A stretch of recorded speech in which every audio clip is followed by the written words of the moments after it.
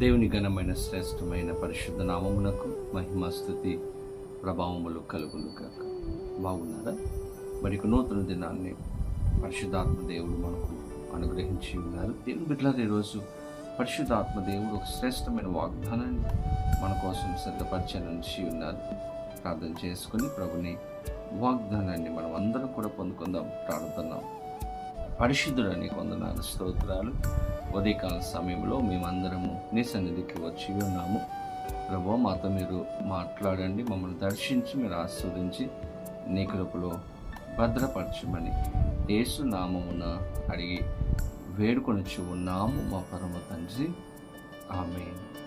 ఈ దినం దేవుని వాగ్దానము చదువుకుందాం. ఫిలిప్పీయులకు రాసిన పత్రిక 4వ అధ్యాయము 19వ వచనమును చదువుకుందాం. దేవుడు తన ఐశ్వర్యము చొప్పున క్రీస్తు యేసునందు మహిమలో మీ ప్రతి అవసరమును తీర్చును. నేను స్తోత్రం.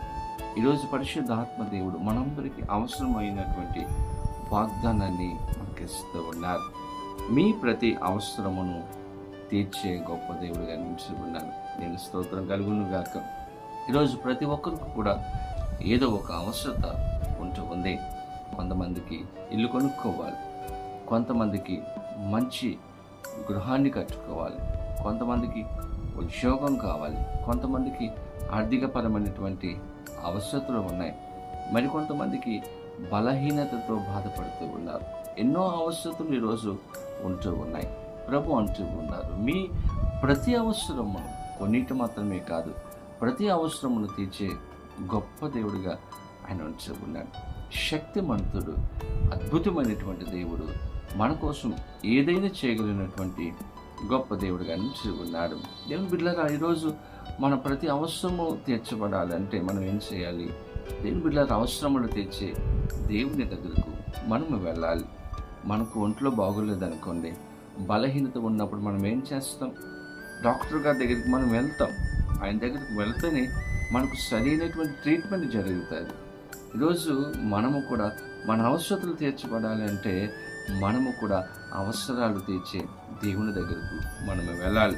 దేవుని బిడ్డలారా, బైబిల్ గ్రంథంలో మనం చూసినప్పుడు యేసు ప్రభు వారు ఒకరోజు అరణ్యములో ఉన్నారని అనేక మంది తెలుసుకొని మరి యేసు ప్రభు వారి దగ్గరకు కాలి నడకన నడుచుకుంటూ వారు వెళ్ళారంట.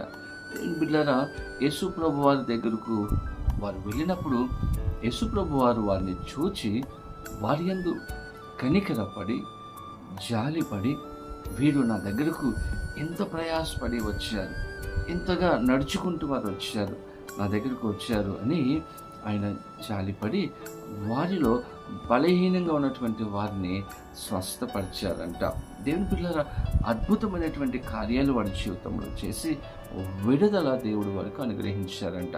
ఆ రోజంతా కూడా వాక్యం వారికి బోధించిన తర్వాత సాయంకాలం అయిపోయింది. సాయంకాలం అయిపోతే వారికి ఆకలి. మరి ఆహారం ఎలాగా అంటే దేవాది దేవుడు 5 రొట్టెలు 2 చిన్న చేపలను దీవించి 5,000 మందికి ఆహారాన్ని ఇచ్చి వారి యొక్క ఆకలిని తీర్చారంట.